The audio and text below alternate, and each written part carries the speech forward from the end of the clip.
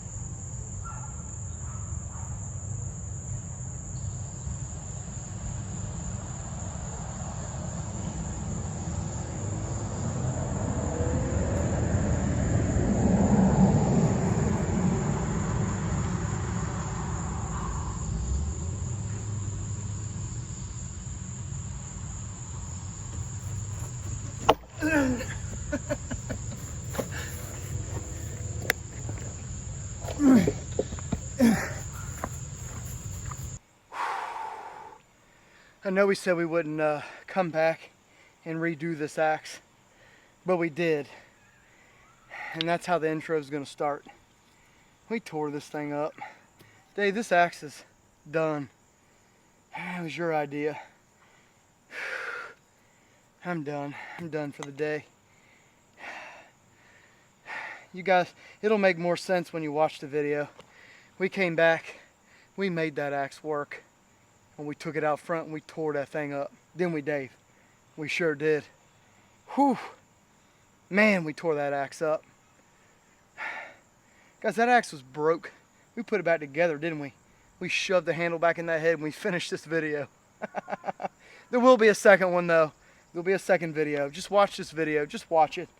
It'll make sense. Right, Dave? Cheers, buddy.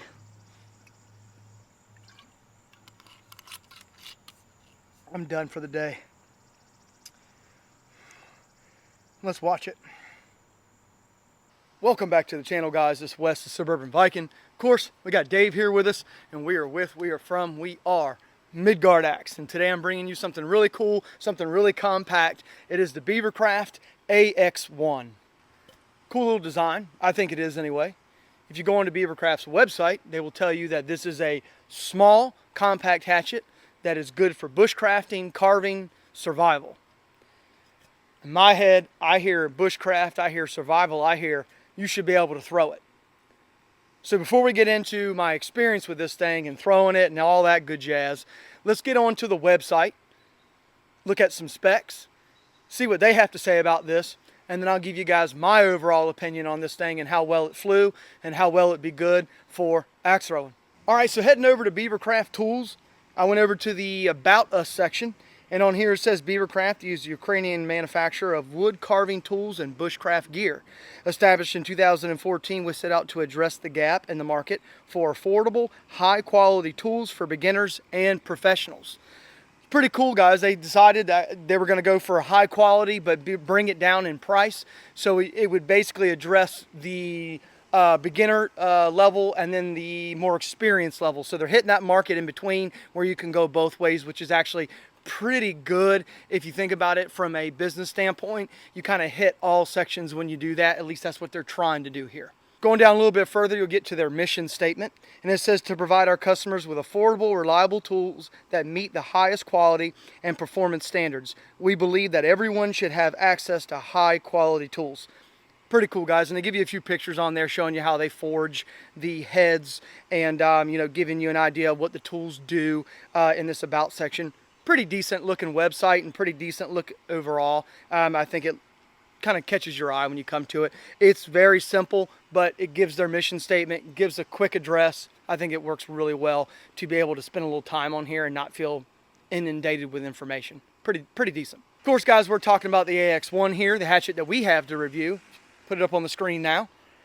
AX1 compact bushcraft carving hatchet for various tasks and purposes.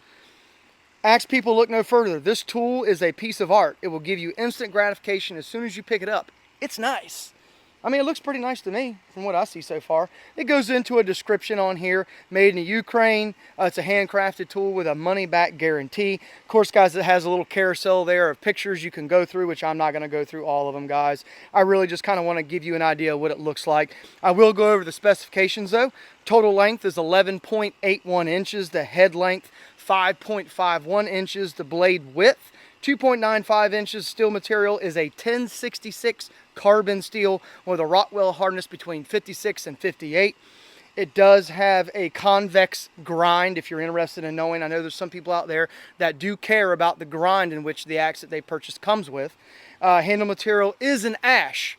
We do have an ash wood handle. They chose to go with ash instead of hickory, which is cool. And the sheath material is a cowhide leather. As you guys saw, the price on there is 69 bucks. I will tell you that on Amazon, at the time that I bought this, I believe it was more expensive. I think I paid upwards of like 78, 79, almost 80 bucks for it. So it's either come down or Amazon is more expensive. Shop around for your axes. I always tell people that. Amazon doesn't always have the cheapest priced either. So make sure you shop around for these axes, okay? It'll help you in the long run. I know it may only be a couple bucks here and there, but if you're buying a lot of axes or you're buying a lot of stuff, over time it adds up. That $5 or $6, doing it a bunch of times, could end up with 50 bucks before you know it. So just a little advice, shop around for your axes. Not every place is the same when it comes to price. And of course, guys, I'm gonna give you real world measurement and specs because they're not always the same as they are on the website. Sometimes they're way off, sometimes they're close. We're gonna go over it. Head length from the pole to the bit is coming in at 5.5 inches. The actual bit itself is coming in at exactly 3 inches, and the actual handle length on this one is coming in at 11 3/4 inches. Totally forgot to go weigh this, so I just went and weighed it, and it came in at 1 pound and 7.5 ounces on my scale. All right, guys, so let's go over some of the actual accessories you get with this thing. You get a leather sheath and you get a holster for it. Holster's pretty cool. I did take a look at it. It has 4 rivets in it. They're nicely done. The leather feels really nice. It's nice and smooth. It's not rough feeling at all. And they did put their logo into the leather holster here, which is really cool. And basically, guys, you just has a belt loop. Slide the belt loop in with your belt, and then it slides down. You can put it on your hip if you need to. Pretty cool little thing you got there. If you needed to use it, you could. Pretty cool. I'll probably never use it, but it is a nice attachment. Some people will use this thing, and it's a nice little accessory. And Dave really liked it. Ain't that right, Dave? The sheath feels about exactly the same as the holster. Nice leather. It does feel nice and soft. The stitching on both sides is really nice as well.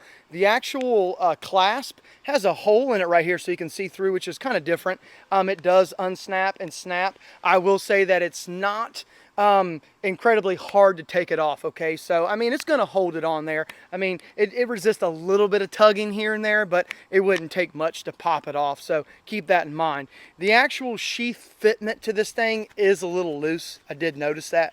You can see here, guys, I can literally take it off without even undoing the snap. So I don't know how yours is going to be, but this one here, you'd have to be a little careful with it because it can just come right off. It's not fitted the best. But you know, if you were just using it to kind of hang it up so you didn't cut yourself, that's probably about what I would use it for. There's just too much movement in this thing and it just comes off way too easy. So nice sheath, but the fitment on it could be a little better. Let's go over the AX1 visually, and I'll give you guys my impressions on it. Number one, the actual axe head. I do like this axe head. I like the design of it. It looks really nice. I like the beard. If you needed to, you could choke up, do some carving work, which is really nice. I will show you guys that this design of this head is very interesting. Check this out. You have a ton of steel right here where the axe eye is and where the lugs are. And then it has a very hard taper.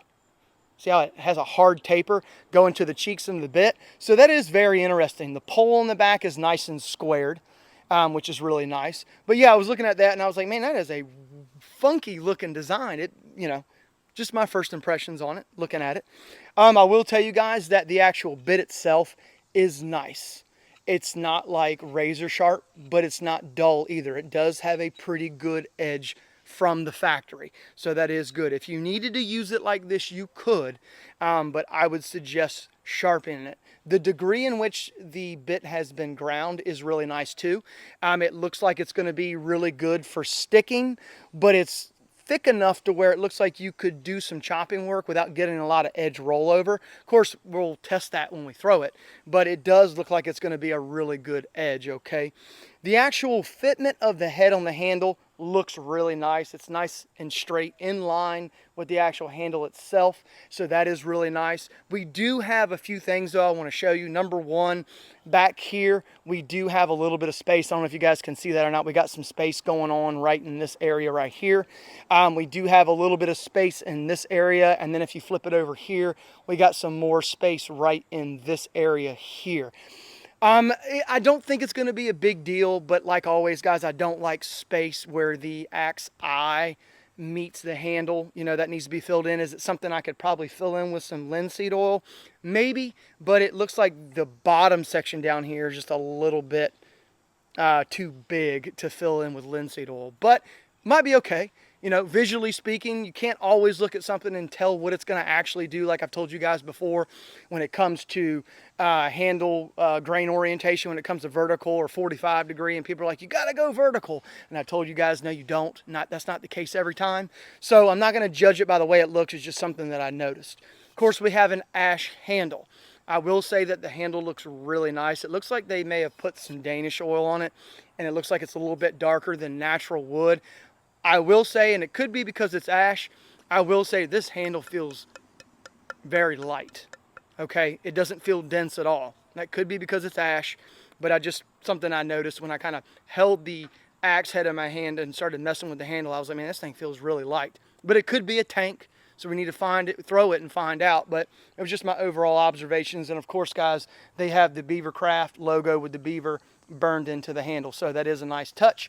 And you do get a hole at the bottom if you need to run a lanyard through it. Pretty cool, pretty cool. It does look like a nice little hatchet. Let's get to throwing this thing. Let's throw it. Take you along with me.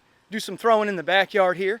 And then I'll kind of talk with you, tell you what I think, how it feels and all that. Then we'll go to the front yard and I'll do some long distance throwing. And then we'll wrap the video up and I'll tell you what my overall impressions of this thing are and whether or not I think you should buy it or not. So let's start with a single rotation. Right in the center. Felt good out of the hand. I do like that knob at the bottom. It doesn't have a really high hook, so it comes cleanly out of the hand. It feels really good. Guys, that thing sank almost all the way up to where it flares right in this area here. So you're sinking all the way here, and I didn't even throw it that hard.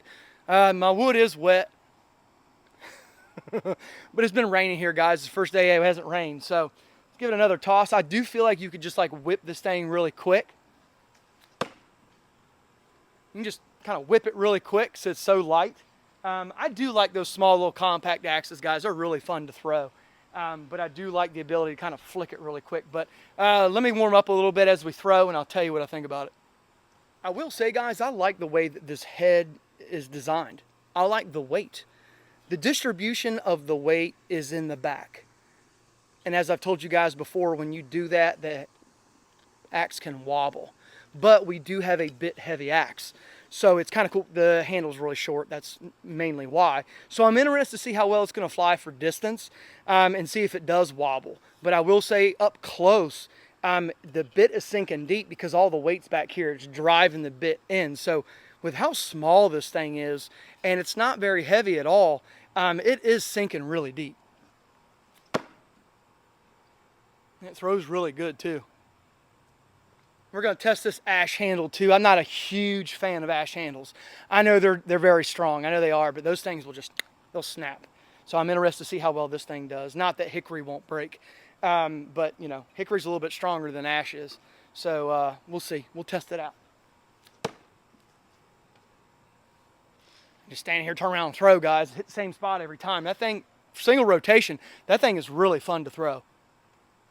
I'm not getting any bounce off when it goes in the target. Sometimes with these type of bits here, when the cheeks are a little bit thicker, you'll notice that your axe will go in and kind of slowly walk its way out. After it hits, it'll kind of do one of these numbers. Now it's going in deep and it's staying deep. It's staying where it's at, which is really cool.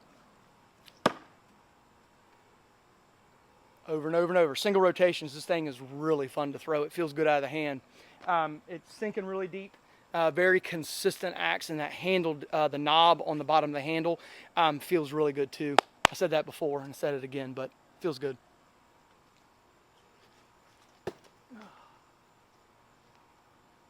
First backhand throw, a little high to the right, but it did feel really good out of the hand, you know, doing that backhand throw, the spinning backhand throw. It felt really good. Let's see if I can bring it down a little bit. But even out of that way, from behind, you know, spinning and throwing this way, felt really good out of the hand too. That knob's not impeding me at all. That was just my fault not hitting bullseye.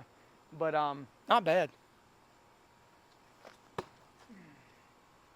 little bit of an over rotation there, but still stuck it. Like top of the bullseye, but that thing feels really good doing that backhand spin throw. Feels good.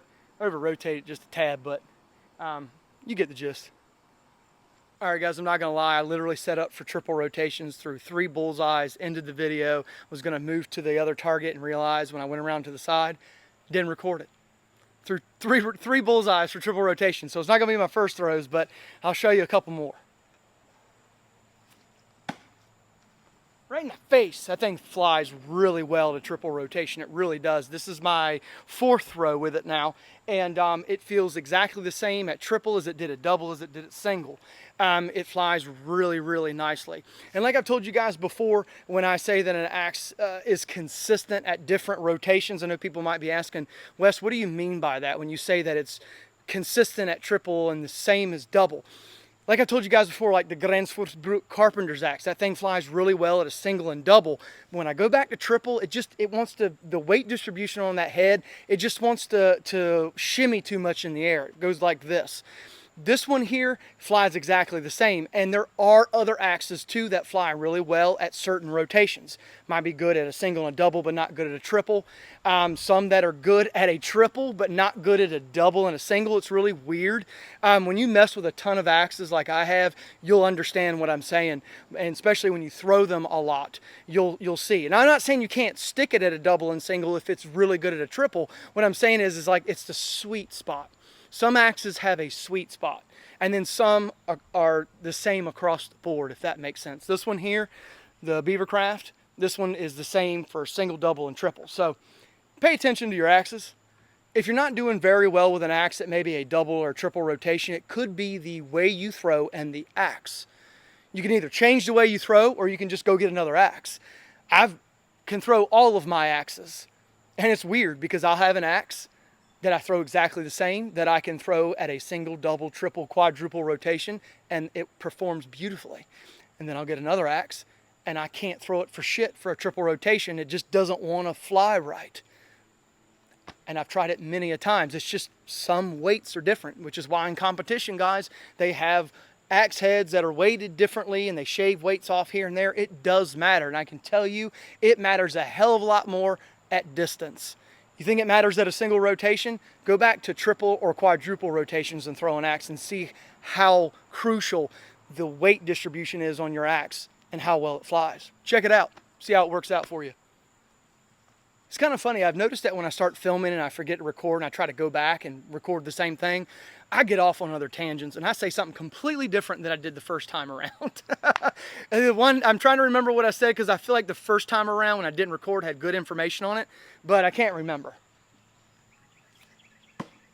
All right, guys, I'm going to throw it one more time for a triple rotation. Hopefully we can get bullseye in this one here, and then we'll move to another place. Sorry, I'm not going to set the camera back up and redo the same thing and throw 3 bullseyes again. That'd be kind of disingenuous. I throw it how I see it, how you guys see it. That's what I record, so it is what it is. But my daughter saw after I didn't hit record, I threw 3 bullseyes and really quick and walked around and said, man, that thing's not recording. So we're going to throw it again.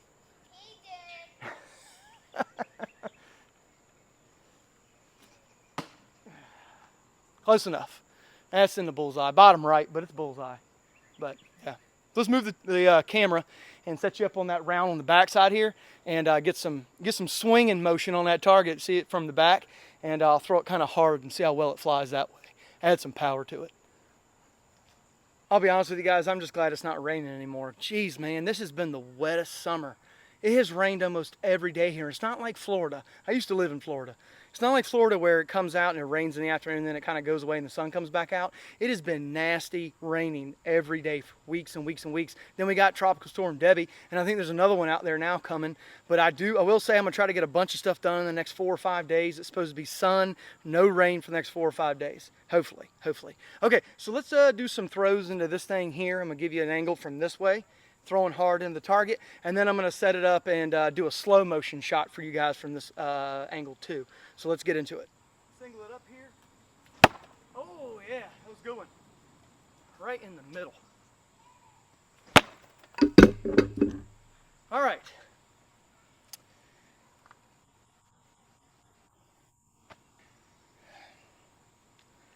That's why I don't like ash handles.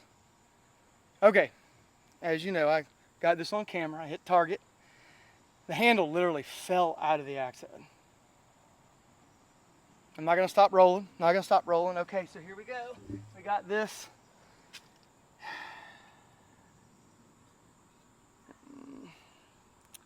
See if I can't get this thing out of here. Hang on, guys. I'm going to try to preserve this eye here. Man, that sucks. Didn't even get much throwing done on it, did I? Way to cookie crumble sometimes, you know? As you guys saw, clean hit, it stuck. God, you know what? Here's what I'm gonna do. Oh, hold on.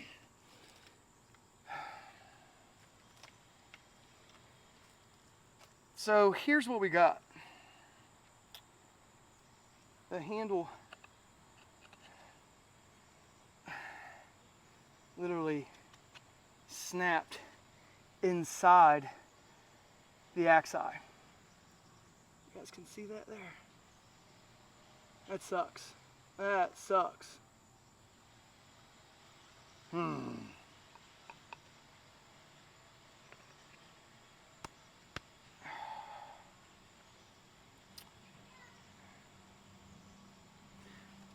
The wedge, I mean, you guys heard it. It hit cleanly.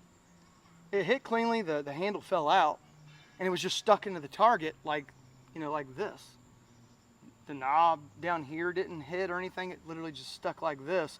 And as soon as it hit, this thing just fell out. I guess some of the weirdest stuff happened to these axes sometimes. I will say, guys, this thing is extremely dry on the inside. It's extremely dry. I mean, it's like just flaking off dry. That sucks. As looks like the wedge, look at this, guys, the wedge broke too, which is strange for a bit hit and that to break unless there was already a stress fracture there. That can happen.